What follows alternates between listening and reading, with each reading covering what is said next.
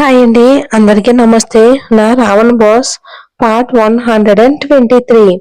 దాంతో వినయ్ ఈ రోజు నైనా వాళ్ళ పేరెంట్స్ ని కలిశాడు కదా అని అనగానే ఆమెకు గుర్తుకు రావటంతో ఉత్సాహంగా ఆకాష్ చేతి నుండి ఫోన్ తీసుకుంది. ఆకాష్ కి చెప్పిందే ఆమెకు చెప్పాడు వినయ్.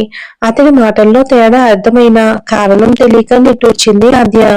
వాళ్ళ ఆనందాన్ని పాడు చేయటం ఇష్టం లేక సంతోషంగానే మాట్లాడ్డాడు వినయ్. దాంతో కాస్త మామూలయ్యారు. ఫోన్ పెట్టేగానే నైనా కూడా వినయ్ ని బాధ పెట్టకుండా చూసుకుంది. ఫ్రెష్ అయ్యాక ఇద్దరు కలిసి కిందకి వెళ్లారు ఆద్య, ఆకాష్లు. వాళ్ళు కిందకి వస్తూ ఉండగానే వండిన వంటని డైనింగ్ టేబుల్ మీద సర్దుతూ అడ్డుగా చూసిన వనజ గారు అలాగే నోరెళ్లబెట్టి చూస్తూ ఉండగా అక్కడికి వచ్చారు మిగతా వాళ్ళు కూడా. జంటగా వస్తున్న ఆద్య, ఆకాష్లను చూస్తూ ఒకరి కోసం ఒకరు పుట్టినట్లుగా కనిపిస్తూ ఉంటే రెప్ప వేయకుండా చూస్తున్న వాళ్ళని చూసి ఇక చాలే మా అల్లుడు గారికి దిష్టి పెట్టకండి అని అంది వాళ్ళ భుజాలను తడుతూ. దాంతో వాళ్ళు తేరుకుని నిజంగా జంట చాలా బాగుంది శాంతి.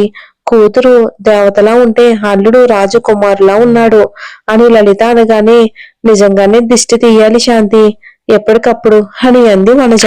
హా, నాకు తెలియదేంటి, రాగానే తీశాను అని అన్నారు ఆవిడ పౌరుషంగా. వెళ్ళేటప్పుడు కూడా తీ అని పద్మ అనగానే అవునన్నట్లు వాళ్ళిద్దరూ చూడగా అప్పుడే వస్తున్న ఆకాష్ ని చూసి అల్లుడు గారు ఇలా రండి, అలా లాన్లో కూర్చుని మాట్లాడుకుందాం అని చెప్తూ ఆకాష్ రాగానే అటుగా కదిలారు చంద్రశేఖర్ గారు.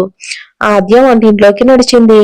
వంటింట్లో యుద్ధం తర్వాత అందరూ కలిసి ఆనందంగా భోజనం చేశారు. ఒక్కసారిగా ఇంట్లో ఎంతో సంతోషం, ఆనందాల అలికిడి ఉండటం వలన చంద్రశేఖర్ గారు, శాంతి గారికి ఆనందానికి అవధులు లేకుండా పోయాయి. భోజనాలు ముగిసి అందరూ వెళ్ళిపోయాక కాసేపు విశ్రాంతి తీసుకోగా రాత్రి సమయానికి వినయ్కి కాల్ చేసి ఆకాష్ కి ఇష్టమైన బ్రాండ్ కనుక్కుని మరి చిన్నగా సిట్టింగ్ అరేంజ్ చేశారు చంద్రశేఖర్ గారు. ముందు కాస్త మొహమాట పడినా తర్వాత మామూలు అయిపోయాడు ఆకాష్. శాంతి గారి గదిలోనే కబుర్లు చెప్తూ కూర్చుండిపోయింది ఆద్య. ఆ రాత్రి చంద్రశేఖర్ గారి సంతోషం అంతా మందు రూపంలో లోపలికి వెళ్ళిపోయింది. ఆనంద బాష్పాల రూపంలో బయటకు వచ్చింది. దాన్ని అర్థం చేసుకుని ఆద్యాన్ని చూసుకునే విషయంలో ఆయనకి భరోసా ఇచ్చాడు ఆకాష్. ఆ తర్వాత రోజు ఆద్య ఆకాష్లకు బట్టలు పెట్టి ఆశీర్వదించగా ఆద్య కూడా తను వాళ్ళ కోసం కొన్న బట్టలను తీసి చంద్రశేఖర్ గారికి సంబంధించినవి ఆకాష్ చేతికిచ్చి శాంతి గారి చీర ఆమె చేతితో పట్టుకుంది. అలా ఇద్దరూ కలిసి బట్టలు పెట్టడాన్ని కాస్త కూడా ఊహించి ఉండని శాంతి గారి కళ్ళు చెమ్మగిల్లాయి.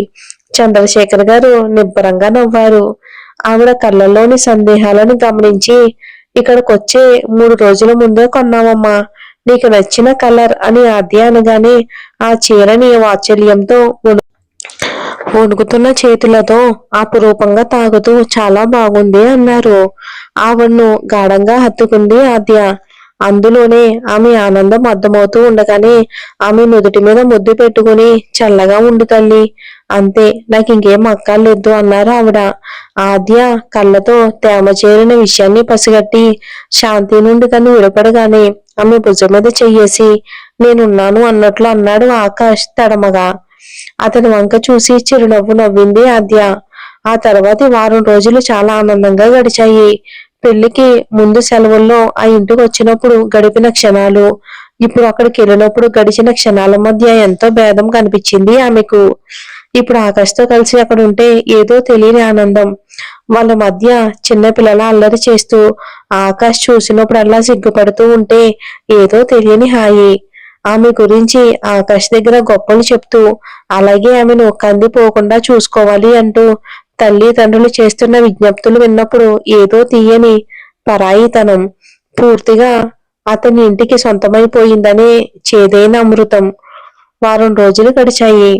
ఆద్య వాళ్ళు వెళ్ళిపోవడానికి సిద్ధమవుతూ ఉండగా ఇంకో 4 రోజులు ఉండొచ్చు అల్లుడు గారు అని ఎంతో నెమ్మదిగా అడిగారు శాంతి గారు. ఉండే వాళ్ళమే అంటే కానీ కుదరడం లేదు.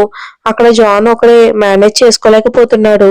పైగా వినయ్ పెళ్లి మాటలు కూడా మొదలయ్యాయి కదా అంటూ ఆకాష్ చెప్తూ ఉండగానే అక్కడికి వచ్చింది ఆద్య.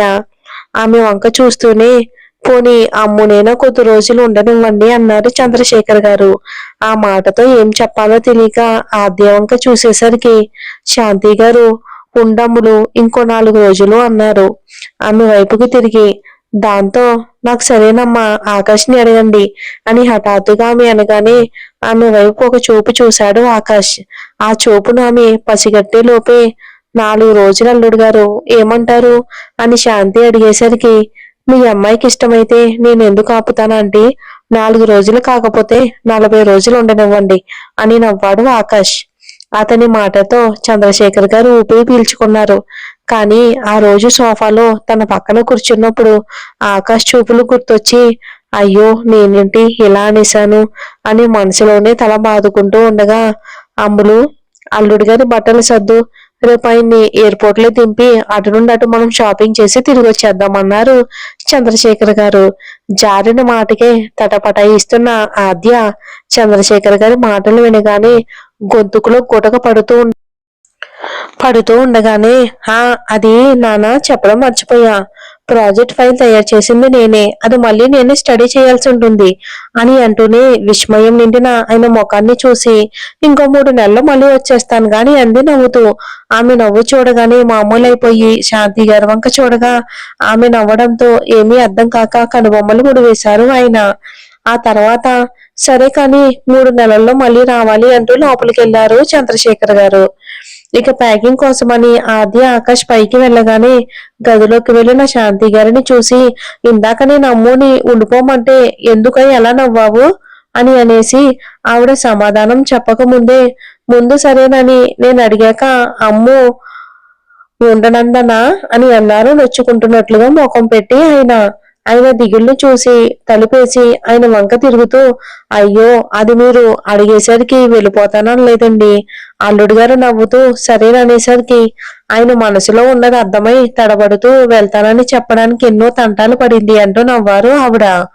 దాంతో కనుబొమ్మలు ముడివేసి, అవునా అని ఆలోచించి, మరి ముందు బాగానే ఉండమన్నాడు కదా అని ఆలోచిస్తున్నట్లు అనగానే, ఊరుకోండి మరీ తెలియనట్లు మాట్లాడతారు, మర్చిపోయారా మనకు పెళ్ళైన కొత్తలో మొహమాటానికి అందరి ముందు నన్ను ఉండమన్నా వాళ్ళ ముందే సైగల్లో వద్దని చెప్పేవారు అని నవ్వేసి, మీరు కనీసం సైగల్లో చెప్పేవారు కానీ అల్లుడు గారు కళ్ళతోనే ఏదో చెప్పినట్లున్నారు అంటూ ఆయన వంక చూసి, పోనీలేండి అది ఇప్పుడు ఇక్కడ నుండి వెళ్ళిపోతే ఏంటి, సంతోషంగా అయితే ఉంటుందిగా ఆ నమ్మకం నాకు కలిగింది అన్నారు భరోసాగా. ఆవిడ మాటలకు మురిసిపోతూ ఆవిడ్ని చేరుకుని, అబ్బో మేడం గారికి చాలా విషయాలు తెలుసు అంటూ ముఖంలో ముఖం పెట్టగానే, సరసాలకి సమయం అనేది ఉంటుంది, పెళ్ళైన కూతుర్ని అల్లుడిని ఇంట్లో పెట్టుకుని పట్టపగలు ఏంటండి ఇది అని తీయగా కసురుకుని వంట చెయ్యాలి అంటూ బయటకు వచ్చారు ఆవిడ. ఇక గది తలుపుని చిన్నగా తట్టి అది లాక్ అయ్యి లేదని నిర్ధారించుకుని నెమ్మదిగా తోసి ఆకాష్ ఏ మూడ్లో ఉన్నాడో చిన్నగా తొంగి చూసింది తను. మామూలుగానే పెద్దవిగా ఉండే కళ్ళను మరింత పెద్దవిగా చేసి గదంతా చూస్తూ ఉండగా, స్లీవ్లెస్ టీషర్ట్ 3x4 షర్ట్ వేసుకుని కండలు తిరిగిన భుజాలతో ఒకదాని పక్కనే ఉన్న అల్మారా మీద ఆంచి మరో చేతిని నడుం దగ్గర పెట్టుకుని ఒక కనుబొమ్మలు ఎగరేసి నిలబడి చూస్తూ ఉన్న ఆకాష్ కనబడగానే అతను అలిగాడని అర్థమై కళ్ళను గుండ్రంగా తిప్పుతూ అసహనంగా ఊపిరి వదిలి లోపలికెళ్లి తలుపు మూసి అతని వైపుకు కదిలింది.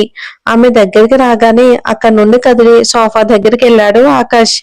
అతన్ని చూసి చిన్నగా నవ్వి బంగారం అంటూ దీర్ఘం తీస్తూ అతన్ని చేరుకుని, నేను ముందే ఉండనని చెప్దాం అనుకున్నా కానీ హఠాత్తుగా అలా అంటే ఎలా ఉంటుందోనని కాస్త గ్యాప్ ఇచ్చా అని అతని పక్కన కూర్చుని, అయినా నువ్వు లేకుండా నేను ఒక్కదాన్ని ఎలా ఉండగలను చెప్పు అని అతని చెయ్యి చుట్టూ అల్లుకోగానే టక్కున అక్కడి నుండి లేచి చేతులు కట్టుకుని సీరియస్ గా చూస్తూ నిలబడ్డాడు. అబ్బా నిజం ఆకాష్ అని అతన్ని చేరుకుని, నా బుజ్జి నా బంగారం అంటూ అతని బుగ్గలను లాగి ముద్దు పెట్టి అతని భుజాల మీదుగా చేతులు పోనిచ్చి, ఇప్పుడు ఈ బనియన్ ఎందుకేసావు, ఇంకో గంటలో అమ్మ భోజనానికి పిలుస్తుంది అని అంది అతని మీద ఉరికిపోతూ. నా అమ్ములు బేబీ ఇందాక ఈ ఆకాష్ ఉన్నాడన్న సంగతి మర్చిపోయిందైతే చిన్న పనిష్మెంట్ ఇద్దామని అంటూ అప్పటిదాకా దిక్కులు చూస్తున్న చేతులను ఆమె చుట్టూ వేసి గాఢంగా దగ్గరికి లాక్కున్నాడు. అతని అరచేతులకు ఆమె నయనాలకు ఏం అనుబంధం ఉందో కాని అవి చేసిన పనికి ఆద్య కళ్ళు ఇట్టే సిగ్గుతో వాలిపోయాయి. అతని కోపాగ్నిని చల్లార్చడానికి అలకని దూరం చేసేందుకు అంతకు మించిన మార్గం లేదనుకుందేమో. ఆమె మనసు అతని రూపంతో నిండిపోయింది. ఆమె గుండె అతని ఊపిరి బరువుతో సేద తీరింది. దూరంగా ఉంటానన్నా, ఉండగలనన్నా ఆమె ఆలోచనలన్నీ ఆకాశంలోనే కలిసిపోయేంత దగ్గరైపోయాడు ఆకాష్. ఇక మరునాడు ఇద్దరు యుఎస్ఏ బయలుదేరారు. అప్పటికే వినయ్, నైనా ప్యారిస్ కి వెళ్ళిపోయారు. కలవలేకపోయినందుకు ఇటు ఆకాష్, ఇటు వినయ్ ఇద్దరు బాధపడ్డారు. రోజులు గడిచాయి. నైనాతో ప్రతిరోజు ఇంట్లో యుద్ధం చేసింది. నళిని, గౌరవ్ గారు ఎవరిని నచ్చ చెప్పక ప్రేక్షక పాత్ర వహిస్తూ ఉండిపోయారు ఆయన. తను ఎదుర్కొంటున్న సమస్యను వినయ్కి తెలియకుండా జాగ్రత్త పడుతూ ఎప్పటికప్పుడు వాళ్ళ అమ్మ గురించి మంచి మాటలే చెప్తూ ఉండేది నైనా. దాంతో నెమ్మదిగా వినయ్కి ఉన్న అనుమానాలన్నీ తొలగిపోయాయి. ఒకరోజు తన బాస్ ఇన్వైట్ చేసిన పార్టీకి కొలీగ్స్ తో కలిసి వెళ్ళాడు వినయ్. విశాలమైన ఓపెన్ ప్లేస్ లో అరేంజ్ చేశారు ఆ పార్టీ. చుట్టూ బంగారు రంగులు మెరిసిపోతున్న వెలుగుల మధ్య అమర్చబడిన టేబుళ్లు, ఒకవైపు రకరకాల వంటకాలు, మరోవైపు స్టేజ్ మీద డాన్సులు, పాటలు, ఎంతో గ్రాండ్ గా ఉంది. వినయ్ తన కొలీగ్స్ తో కలిసి ఒకవైపు కూర్చుని ఉండగా మరో టేబుల్ దగ్గర కూర్చుని ఉన్న నళిని, గౌరవ్ గారు కనిపించడంతో మాట్లాడాలని చూసి నైనా కూడా వచ్చిందేమో, సర్ప్రైజ్ ఇచ్చేందుకు, చెప్పలేదేమో అనుకుని ఆమెకు ఫోన్ చేశాడు. ఆమె ఫోన్ నాట్ రీచబుల్ అని రావటంతో వాళ్ళని చూసినా పలకరించకపోవటం మర్యాద కాదనే ఉద్దేశంతో వాళ్ళ దగ్గరికి వెళ్ళాడు వినయ్. వెళ్తేనే వాళ్ళను పలకరించగా గౌరవ్ గారు నవ్వుతూ ఎదురు పలకరించారు. కానీ నళిని గురించి కాస్త భయపడి వినయ్ని అక్కడి నుండి కాస్త దూరం తీసుకెళ్దాం అనుకున్నారు. కానీ వినయ్ నళినిని కూడా పలకరించి, ఎలా ఉన్నారా ఆంటీ, మీరు ఇక్కడికి వస్తున్నట్లు నైనా నాకు చెప్పలేదు, సర్ప్రైజ్ ఇవ్వాలనుకుందేమో అన్నాడు నవ్వుతూ. అప్పటికే వినయ్ విషయంలో ఎంత చెప్పినా నైనా వినడం లేదని అసహనంతో ఉన్నావిడ ఇక నటించిన అవసరం లేదని నిర్ధారించుకుని అతని మాటలతో గాఢంగా ఊపిరి వదిలి, ఇది నైనా సర్ప్రైజ్ కాదు, ఏదో అనుకోకుండా ఇక్కడ నువ్వు ఎదురుపడ్డాం, కానీ మంచిదే అయ్యిందిలే, ఇప్పుడు నీకు సర్ప్రైజ్ కాదు షాక్ తగులుతుంది అన్నారు ఆవిడ గంభీరంగా. మరి ఏం జరుగుతుంది ఏంటో వచ్చే ఎపిసోడ్ లో చూద్దాం.